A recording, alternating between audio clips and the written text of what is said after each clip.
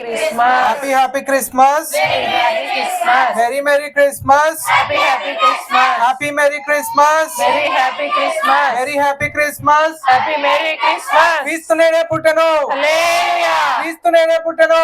Hallelujah. హల్లెలూయా. Hallelujah. Okay, ఈ రోజు వాక్య భాగంలో మనము లూకా సువార్త 2వ అధ్యాయము 7వ వచనం ఒకసారి చదువుదాము. తన తొలిచూలు కుమారుని కని తన తొలిచూళ్ళ కుమారుని కని పొత్తిగుడ్డలతో చుట్టి సత్రములో వారికి స్థలము లేనందున ఆయనను పశువుల తొట్టిలో పరుండబెట్టెను. అందరికి తెలిసిన వచనే. నాకు ఇవ్వబడిన సమయం 20 నిమిషాలండి. అది దాటుకుని ఉండడానికి నేను ప్రయత్నం చేస్తాను. ఈ వాక్యంలో మనం చదువుకుంటుంది ఏంటంటే, అందరికి తెలిసిన వచనమే. ప్రతి సంవత్సరం ప్రతి క్యారల్స్ కి ఖచ్చితంగా ఒకసారన్నా ఈ వచనాన్ని చదువుతాము. అదే విషయం ఈ రోజు కూడా జ్ఞాపకం చేసుకుందాము. సత్రములో వారికి స్థలము లేనందున అని సువార్తలో చెప్పబడింది. ఎవరికి స్థలం లేదండి? ప్రభు వారికి. ఆది అందు దేవుడు భూమి ఆకాశమును భూమి నిరాకారముగాను అంతా సృష్టించిన దేవునికి ఆయన పుట్టడానికి ఏం లేదంట. ఎంత చమత్కారంగా వాక్యంలో రాయబడింది కదా. 24వ కీర్తనలో చూస్తే భూమి నాది, బంగారం నాది, అన్ని నాది అన్న దేవునికి, అంతా వ్యాపించిన దేవునికి ఏం లేదంట, స్థలము లేదు. అందరి ఇళ్ళకి ఒక ఇల్లు కట్టుకున్నాక ఒక బోర్డు ఉంటది. ఏం బోర్డు అండి? Name board. Okay, to let అంటే తెలుసా? టు లెట్ అంటే ఇంకా రెంట్లకి ఇస్తాము, ఇక్కడ మీకు చోటు కలదు. కానీ దేవుడు నరావతారంగా వచ్చేటప్పుడు కంట, ప్రభువు మనుష్యుని రూపంలో దాల్చేటప్పుడు కంట ఆయనకి ఏం లేదంట, స్థలము లేదు. భలే పదం, భలే వాక్యం రాయబడింది. ప్రభువు పుట్టుక గురించి కూడా మనం చూస్తా ఉన్నప్పుడు ఆయన ఎవరు? రాజులకు రాజు, ప్రభువులకు ప్రభువు అయి ఉన్నాడు. అటువంటి ప్రభువు ఎక్కడ పుట్టాలి? మీరే చెప్పారు. ఎవరైనా రాజులకు రాజు ఎక్కడ పుడతాడు? రాజు అంతఃపురంలో పుడతాడు. ప్రభు ఎక్కడ పుడతాడు? మంచి పెద్ద భవనంలో పుడతాడు. కానీ ప్రభువు యొక్క పుట్టుక ఎక్కడ జరిగిందండి? పశువుల పాకలో జరిగింది. అయితే ఆయన నగరం అంతటికి దూరంగా ఉన్నాడు. అక్కడ క్యాపిటల్ సిటీ ఏంటండి? యెరూషలేం బయట ఉన్నాడు ఆయన. హాస్పిటల్ బయట ఉన్నాడు ఆయన. కుటుంబ సభ్యులు బయట ఉన్నాడు ఆయన. ఆయన ఎక్కడున్నాడు? ఆయన ఏకాంతంగా, ఒంటరిగా, ఎవరూ లేని చోట్ల. జనరల్ గా ఇప్పుడు ఏదన్నా డెలివరీకి ప్రిపేర్ అవుతున్నారు అనుకోండి. ఏంటండి? డెలివరీకి ప్రిపేర్ అవుతుంటే డాక్టర్ ఉండాలి, హాస్పిటల్ ఉండాలి, చుట్టూ ఉన్న బంధువులు ఉండాలి, భర్త ఉండాలి. ఇవన్నీ ఉండాల్సినప్పటికీ దేవాతి దేవునికి ఏమున్నాయి? అవి లేవు. వాక్యం వల్ల రాయబడింది ఆయనకు స్థలము లేదు అని రాయబడింది. ఎక్కడైతే ఏం కదలిక ఉండదో, దేన్నైతే మనుషులంగా మనం తీసి పడేస్తుంటామో, అంటే పశువుల పాక, దాని గురించి ఎవరికి గుర్తండి? చెప్పండి. ఎవరికి గుర్తు? ఎవరికే గుర్తుండదు. దాన్ని ఎవరు పెద్ద పట్టించుకోరు కదా. కానీ ఆ పశువుల పాక గురించి దేన్నైతే మనం తృణీకరిస్తున్నామో 2000 సంవత్సరాలుగా ప్రతి క్రిస్మస్ సీజన్ కి పర్యాయ పదంగా నోరులో తిరిగే మాట ఏంటంటే పశువుల పాక. మొర్తికాయ గురించి మనం చదువుతాం. మొర్తికాయ రాజు చేత మంచివాడని తీర్పు నొంది మంచి నడవగలిగినప్పుడు ఏ వస్త్రం అండి మొర్తికాయకి ఇచ్చింది? ఊదా రంగు అని చదువుతాం. ఊదా రంగు అంటే ఏంటి? పర్పుల్ కలర్ అనేది ఆ దేశాల్లో, ఆ ప్రాంతాల్లో ఊరికే దొరికే రంగు కాదు. ఆ పర్పుల్ కలర్ అనేది దొరకాలంటే సముద్రము కింద నత్తలు ఉంటాయి. ఆ నత్తలు, నాకు తెలిసి ఆ నత్తలు సేకరించి ఆ నత్తల్ని ఏదో చేస్తే ఆ రంగు అనేది బయటకు వచ్చింది అనమాట. అది అందరికీ ఈజీగా అవైలబుల్ గా ఉండేది కాదు కాబట్టి, అది దానికోసం సముద్ర లోపలికి వెళ్ళాలి కాబట్టి దానికి చాలా ధర ఎక్కువగా ఉండేటప్పటికి అది రాజుల రంగు అనేవాళ్ళు. ఈయనెవరు? రాజు. ఆ రాజు ఏ వస్త్రం ధరిస్తున్నాడు ఇప్పుడు? పొత్తి గుడ్డలతో. ఏ వస్త్రం అండి? పొత్తి గుడ్డలు అని చెప్పింది వాక్యం. ఎక్కడ పుట్టాడు? హాస్పిటల్లో పుట్టాడా? మనకి అపోలో హాస్పిటలా? మనకి ఇప్పుడంటే తెలుసు కదా, డాక్టరు, హాస్పిటల్. రాజాతి రాజు పొత్తి గుడ్డలతో చుట్టబడి ఎక్కడ పుట్టాడంట? పశువుల పాకలో. ఎవరు ఎప్పుడు దాని వైపు కూడా చూడరు. పశువుల పాక దగ్గరికి వెళ్తే ఎలా వెళ్తాం మనం? చెప్పండి. ఓకే, చున్నీ లేకపోతే మనకి షర్ట్లు ఉంటాయి, ఏం చేస్తావు? పశువుల పాక దగ్గరికి వెళ్ళంగానే ముక్కుని ఏం చేస్తారు? అంటే దాని వైపు చూడము, దాని దగ్గర వాసన ఉండము, దాని వైపు వస్తేనే చిచి చిచి చిచి అనుకొని వెళ్ళే పరిస్థితిలో దాన్ని తృణీకరించబడే చోట రక్షకుండు ఇంచినాడు. ఆ పాటలో మనం చదివితే దావీదు వంశమందు ధన్యుడు దయించినాడు, దావీదు వంశమందు ధన్యుడు దయించినాడు, దేవుడగు యెహోవా దేవుడగు యెహోవా మన పట్ల దయ కలిగి చూశాడు అని చెప్పి కవి రాస్తాడు ఆ పాట. దేవునికి దయ కలిగిన చోటుగా ఏం కనిపించింది? పశువుల పాక కనిపించింది. రాజు హేరోదు అంతఃపురంలో పుట్టాలా, ప్రభువు హేరోదు దగ్గర పుట్టాలా? దేన్నైతే తృణీకరించబడిందో, దేని దగ్గరికి అయితే వెళ్ళడానికే అసహ్యించుకుంటామో, దేని దగ్గరికి వెళ్తే ముక్కిలా కప్పుకుంటామో అటువంటి ప్రదేశంలో దేవుడగు యెహోవా దయతో చూశాడు అని పాటలో ఉంటది. దావీదు వంశస్థుడు ఎక్కడ పుట్టాడంట? కంపు కొట్టే చోట పుట్టాడంట. పశువుల పాక సిటీ సెంటర్ లో ఉంటుందా? బయట ఉంటది. ఎవరు అక్కడికి వెళ్ళరు. ఆ పశువుల కాపరు ఒక్కడు వెళ్తాడు, బతకాలి కదా. అటువంటి ప్రదేశమందు దేవుడగు యెహోవా దయతో చూశాడు అని ఉంది. మన జీవితాల్లో కూడా, మన ఇళ్లలో కూడా, మన పరిస్థితుల్లో కూడా వాక్యం చెప్తుంది కదా, తృణీకరించబడిన రాయి మూలకు తలరాయి అయిందంట. పశువుల పాక గురించి ఎవరన్నా 2000 సంవత్సరాల గుండా చెప్పుకుంటారండి. ఎవరైతే పశువుల పాక దగ్గరికి వెళ్ళేటప్పుడు కూడా ముక్కిలా మూసుకొని వెళ్తారో ప్రతి వాళ్ళు ఇప్పుడు వాళ్ళ ఇంట్లో ఒక పశువుల పాకం చేసుకుంటారు తెలుసా? ఏం చేస్తారండి? ప్రతి వాళ్ళు ఇప్పుడు ఎక్కడికి వచ్చేసింది? వద్దురా అనే పశువుల పాక ఎక్కడికి వచ్చేసింది? ఇంట్లోకి వచ్చేసింది. దాని దగ్గరికి ఎవరంగా అయితే మనం వెళ్ళమో, ఇప్పుడు మన పిల్లలందరూ ఎక్కడికి వెళ్తారు? పశువుల పాక దగ్గరికి వెళ్ళి అక్కడ కూర్చొని ఏం చేస్తారు? ఫోటోలు దిగుతారు, అక్కడ గిఫ్ట్లు పెడతారంట. అంటే ఏదైతే తృణీకరించబడిందో, ఏ జీవితాలు అయితే తృణీకరించబడ్డాయో, ఏవి అయితే వద్దు వద్దు వద్దు అని చెప్పబడ్డాయో, ఏదైతే దాని వైపు కనీసం ఒక్కసారి మనిషి కూడా తల తిప్పి చూడడో దాని మీద ఒక నక్షత్రం వచ్చింది. ఏమొచ్చిందండి? చూసారా నక్షత్రం? పశువుల పాక గురించి హేరోదుకు తెలుసా? తెలీదు, రాజుకు తెలీదు, అసలు మంత్రులకు తెలియదు, ఎవరికి తెలియదు. కానీ ఆ ప్రదేశం గురించి మనుషులు గుర్తించాలని పశువుల పాకకు గుర్తింపు అనేది ఒక నక్షత్రం తీసుకొచ్చింది. ఏం తీసుకొచ్చింది అంటే, ఇప్పుడు మన ఇంట్లో పెట్టుకుంటున్న నక్షత్రం ఉంది కదా, మన ఇల్లును పట్టించుకుంటారా అందరూ? చెప్పండి. మన గురించి పట్టించుకుంటారా? మన గురించి న్యూస్ పేపర్లో రాస్తారా? మనకి పబ్లిసిటీ ఉందా? ఏమీ లేనప్పటికీ ఈ ఇంటికి, మన ఇంటికి ఏమొచ్చింది? ఇప్పుడు నక్షత్రం వచ్చింది. అది చూసి ఎవరు వస్తున్నారు? జ్ఞానులు వస్తున్నారు. జ్ఞానులు వస్తున్నారంటే క్రిస్మస్ గురించి మనం చదివితే ఆ శిశువు ఆ పశువుల పాకలో ఉన్నప్పుడు ఆ పశువుల పాక ఎలాంటిది, ఆ ఇల్లు ఎలాంటిది అని అంటే, మనం పాటలు పాడుకున్నప్పుడు నీతిమంతుని ఇంట్లో రక్షణ గురించిన సంగీత సునాదములు వినిపిస్తాయంట. ఆ కూడిక జరుగుతూ ఉన్నప్పుడు, ఈ క్యారల్ సర్వీస్ జరుగుతున్నప్పుడు ఈ నక్షత్రం కింద ఈ పాకలో ఈ నక్షత్రాన్ని చూస్తా జ్ఞానులు వచ్చారంట. ఎవరు వచ్చారండి? జ్ఞానులు వచ్చారు. ఆ నక్షత్రాన్ని చూస్తా దూత చెప్తే ఎవరు వచ్చారండి? గొల్లలు వచ్చారంట. అంటే ఆ నక్షత్రం ఏం చేస్తుంది? క్రిస్మస్ అనే పండగ ఏం చేస్తుందంటే, తృణీకరించబడిన చోట్లోనే ఏదైతే వద్దు అని మనం అనుకున్నామో అదే చోటకి తెలివైన జ్ఞానిని తీసుకొస్తుంది. ఎవరిని తెస్తుంది? తెలివి లేని గొల్లవాడిని కూడా తీసుకొస్తుంది. ఎవరిని తీసుకొస్తుంది అండి?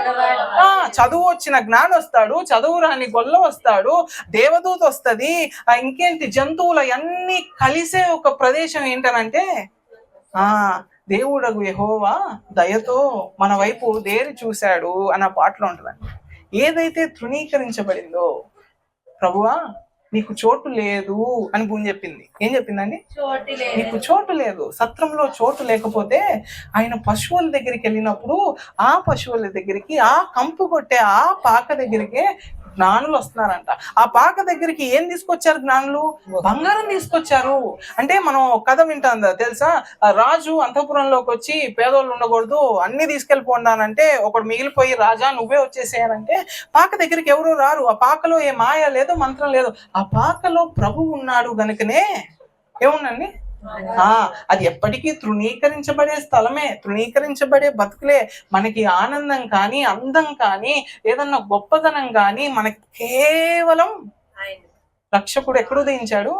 ఆ పశువుల పాకలో ఉదయించాడు అని వాక్యం చెప్తుంది. ఎంత అందంగా వాక్యం రాయబడిందండి. ఎక్కడ అంతఃపురంలో పుట్టాల్సిన వాడు కదా, నువ్వు రాజువేనా అంటే నేను రాజునని కూడా ఆయన జవాబు చెప్పండి, నువ్వు అన్నట్లే అన్నట్టు అంటాడు. ప్రభువు అంత గంభీరంగా మాట్లాడినప్పుడు కూడా ఆయన పుట్టుక ఆడంబరం లేదు.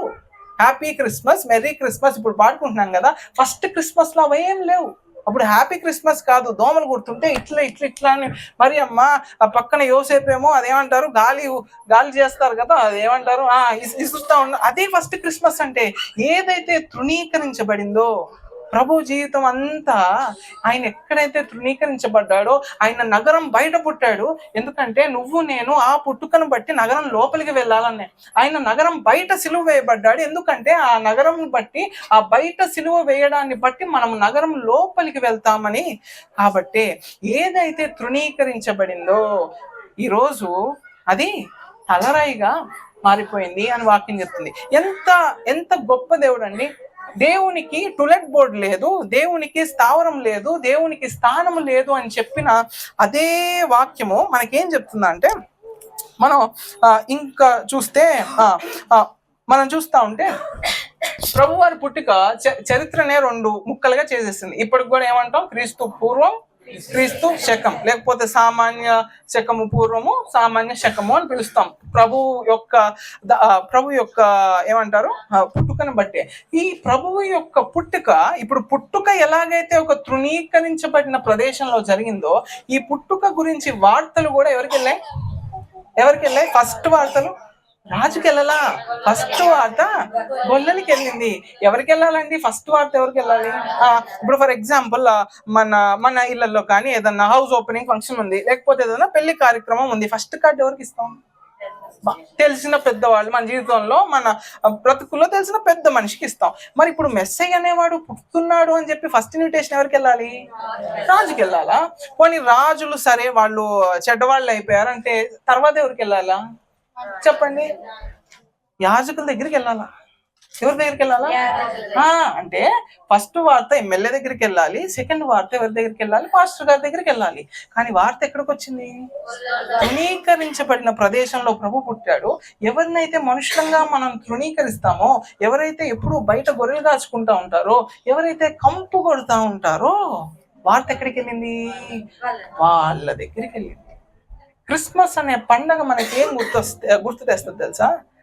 మనలో గొల్లలు చాలా మంది ఉంటారు, మనలో విద్య చెప్పే వాళ్ళు చాలా మంది ఉంటారు, మనలో వివిధ వృత్తుల వాళ్ళు అనేక మంది ఉంటారు. నువ్వెవరో తెలీదు, నీ ఇంటి పేరు ఏంటో తెలీదు, నీ వృత్తి ఏంటో తెలియదు, మనకి ఏం తెలియదు. కానీ క్రిస్మస్ అనే ఆ పశువుల పాక, క్రిస్మస్ అనే ఆ నక్షత్రము మన ఇంటి పేర్లను చూడదు, మన వృత్తులను చూడదు. అదే పాక కింద జ్ఞానం వస్తాడు, అదే పాక కింద గొల్లవాడు వస్తాడు, అదే పాక కింద దేవుని దూత వస్తుంది, అదే పాక కింద జంతువు కూడా ఉంటది. వీటన్నిటినీ కలిపే పండగే క్రిస్మస్. ఇదంతా అక్కడ జరగడానికి కారణం ఏంటో తెలుసా? ప్రభువా నీకు స్థలము లేదు. ఆ తల్లి ఏమనుకొని ఉండాలి? యోసేపు ఏమనుకొని ఉండాలి? ప్రభువు యొక్క ప్రణాళికే కదా. ఇటువంటి స్థలము లేదు అన్నప్పుడు కూడా అనగనగనగా ఒక కథ ఉండేదంట. ఒక అబ్బాయి పుట్టినరోజు, ఆ పుట్టినరోజు కోసం వాడిని రెడీ చేస్తున్నారు. చాలా మంది వచ్చారు, చాలా పెద్ద ఇల్లు, భలే కారులో దిగారు. అక్కడ కారులో నుండి దిగుతున్న స్త్రీలు ఇంత పెద్ద ఏమంటారు డిజైనర్ శారీస్, పెద్ద హ్యాండ్ బ్యాగ్లు ఇవన్నీ వేసుకొని తిరుగుతున్నారు. ఇంట్లో ఫంక్షన్ జరుగుతూ ఉంటే వాళ్ళు ఇల్లంతా చూస్తూ ఉండి రెడీ అవుతున్నారు. హ్యాండ్ బ్యాగ్లు, వాళ్ళ ఏమంటారు స్వెటర్లు, చలికాలం అవన్నీ తీసి పెడుతున్నారు. తీసి పెట్టేటప్పటికి కేక్ కట్ చేసే టైం అయింది. పిల్లాడు ఏడ్రా అంటే పిల్లాడు లేడు. అదే పిల్లాడి అడి కేక్ కటింగ్ కోసం, మొత్తం పిల్లాడి కోసమే చేసేదని చెప్పి పిల్లాడి గురించి ఎదుగుతున్నారంట. పైకి వెళ్తే, కిందకి వెళ్తే, మేడ మీదకి వెళ్తే, కింద సెల్లార్కి వెళ్తే పిల్లాడు దొరకట్లా. ఊరి నాయన పిల్లాడు ఎక్కడున్నాడు రా అంటే, వీళ్ళందరూ కార్లు దిగి స్వెటర్లు పెడతా ఉన్నారు కదా మంచం మీద, పిల్లాడు పడుకొని ఉంటే పిల్లాడి మీద స్వెటర్లని వేస్తారంట. అలాగనే పండగ ప్రభువుదే అయినా, క్రిస్మస్ ప్రభువుదే అయినా అన్ని ఆడంబరాలు మనకు ఉంటాయి. కానీ ఏది ఉన్నా అది సున్నా. అంటే జీవితంలో, బ్రతుకులో, పాకలో అన్ని బంగారం ఉంటది, వెండి ఉంటది, సాంబ్రాన్ ఉంటది, కానీ ఎవరు ఉండరు? అయ్యా నీకు ఏం లేదు స్థలము. అటువంటి జీవితాలు మనం కలిగి ఉంటున్నామా? జరిపేది క్రిస్మస్సే, జరిగేది ఆరాధనే, కానీ ప్రభువా నీకు స్థలము లేదు. అటువంటి స్థానంలో మనం చాలాసార్లు కనిపిస్తాం. అదేదో పెద్ద పెద్ద విషయాల్లోనే ప్రభువు వెనకాలకి వెళ్తున్నాడని అనుకోకండి. చిన్న చిన్న విషయాల్లో కూడా ప్రభువుని చాలా సార్లు మనం ఎక్కడ పెడతాం? ప్రభువా నీకు స్థలము లేదు. ఎంత ఎంత మనిషికి కూడా ఆ మాట అనే అర్హత కూడా దేవుడు కల్పించాడు. ఎందుకో ఏంటి తెలుసా? దేవుడే వచ్చి అడిగినా లేదు, కాదు, వద్దు అనే అడిగి అని చెప్పే స్వాతంత్రాన్ని కూడా ఈ నాలుగు ఆయన ఇచ్చాడు. ఎందుకు ఇచ్చాడు నాకు తెలియదు, కానీ జీవితంలో చాలా సంఘటనలో ప్రభువుకి ఇవ్వవలసిన ప్రయారిటీ, ప్రభువుకి ఇవ్వవలసిన స్థానమును మనం ఇవ్వకుండా, ప్రభువా నీకు స్థలము లేదు గనుక అని చెప్పి ప్రభు జీవితంలో ఎప్పుడో చూడం. పేతురు నువ్వు నాకు తెలియదు కాదు, ఆయన ఫస్ట్ నువ్వు నాకు తెలియదు అంది ఇక్కడే. మానవ మాత్రం అంటున్నాడు ఏంటి లేదంట ఆయనకి స్థలము లేదు. అక్కడ స్థలం లేకపోతే సరే, నీ హృదయంలో నా హృదయంలో ప్రభువుకు ఆ స్థలము ఉందా లేదా అనే ప్రశ్నించుకుందాం. అయితే వాక్యంలో మనం చదువుతా ఉంటే చివరి వచనంలో యోహాను సువార్త 14వ అధ్యాయం 2వ వచనం ఒకసారి చదువుదాం. మొదటి 2 వచనాలు ఒకసారి చదువుదాం. మీ హృదయమును కలవరపడనీయకుడి. దేవుని యందు విశ్వాసం ఉంచుచున్నారు. నా యందును విశ్వాసం ఉంచుడి. నా తండ్రి ఇంట అనేక నివాసములు కలవు. లేని ఎడల మీతో చెప్పుదును. మీకు స్థలము సిద్ధపరచ వెళ్ళుచున్నాను. నేను వెళ్ళి మీకు స్థలము సిద్ధపరిచిన ఎడల. ఓకే ఏంటండి, ఆయన పుట్టుక దగ్గర వచ్చినప్పుడు ఏం మాట ఉంది? స్థలము లేదు. కానీ దేవుడు ఎంత మంచాడు. మనుషులంగా మనం వ్యవహరిస్తున్నట్టు దేవుడు మన పట్ల వ్యవహరిస్తే ఏంటండి, జీవితంలో చాలా సార్లు అనుకుంటాం, ప్రభువా నేను మంచోడిని, నేను బాత్రూమ్ తీసుకున్నాను, మందిరానికి వెళ్తున్నాను, బల తీసుకుంటాను, అన్ని చేస్తాను, కానీ ఎందుకు అనే ఒక ప్రశ్న ఉంటుంది. ఏంటండి, నేను మంచోడిని, నాకు ఇట్లా ఎందుకు జరుగుతుంది అనే ప్రశ్న ఖచ్చితంగా ఉంటది. ప్రభువు నిన్ను తిరిగి ఒకటే క్వశ్చన్, నువ్వు మంచోడివా నిజంగా? కాదు, ఎవ్వరం కాదు. మనకి జరిగే ప్రతి విషయంలోనూ ప్రభు న్యాయవంతుడే. అట్లాగున్న పరిస్థితుల్లో కూడా ప్రభువు ఆయనకి స్థలం లేదు అని కనీసం ఆయన పుట్ల, ఆయన ఇంకెక్కడున్నాడు? గర్భంలోనే ఉన్నాడు. అట్లాగున్న పరిస్థితుల్లోనే నీకు ఇక్కడ స్థలం లేదని చెప్పినప్పుడు ఆ ప్రభు ఏం చేస్తున్నాడండి మన కోసం? ఆయన ఎక్కడికి వెళ్తున్నాడంట? ఆయన మనల్ని అదే ఆ పాట చరణంలో దావీదు వంశమందు ధన్యుడు దయించినాడు. దేవుడు మన దిక్కు దేరి చూచాడు, దయగలిగి ఆయన చూశాడంట. ఆయన వెళ్ళిపోతా ఉన్నప్పుడు చివరిగా ఆ దొంగోడితో కూడా ఆయన ఏంటనంటే, నేడు నీవు నాతో అంటే నీకు నేను సిద్ధపరుస్తున్నా, మీరు నాకెవ్వరూ సిద్ధపరచలేదు. కానీ ఆయన ఏం చేశాడంట? మనందరి కోసం ఏం చేస్తున్నాడు ఆయన? స్థలము లేదు నీకు అని పశువుల పాకకు మనం పంపిస్తే మనం ఆయన ఎక్కడ తీసుకెళ్తున్నాడు? తన తండ్రి ఇంత నివాసము చేయడానికి ఆయన ఏం చేస్తున్నాడంట? ఎంత ధన్యులం అమ్మా, ఎంత ధన్యులం. హ్యాపీ క్రిస్మస్ అన్న ఒక్క మాటలోనే నీకు నీ ఇల్లు గుర్తు రావాలి. ఏం గుర్తు రావాలి? పశువుల పాక కాదు. ఇప్పుడు ఏం గుర్తు రావాలి నీకు? ఆయన నీ కోసం ఏర్పరిచే గృహము, ఆ గృహం ఎప్పటికీ దానికి చెదలు పట్టవు, ఆ గుమ్మాలకి చెదలు పట్టవు, ఆ పెయింట్లు ఊడిపోవు, ఆ ఇళ్ళకి క్రాకులు రావు. ఆయన నిర్మిస్తున్న ఇల్లు, ఆయన ఇస్తున్న స్థలము, ఆయన ఏర్పరుస్తున్న స్థలం ఎలాంటిదంటే అది ఎప్పటికీ వెళ్ళిపోదు, ఎప్పటికీ అది తరగదు, చెరగదు. అటువంటి రక్షణ ప్రభు మనందరికి ఇచ్చినందుకు ఆయన జ్ఞాపకం చేసుకుందాం. Happy Christmas.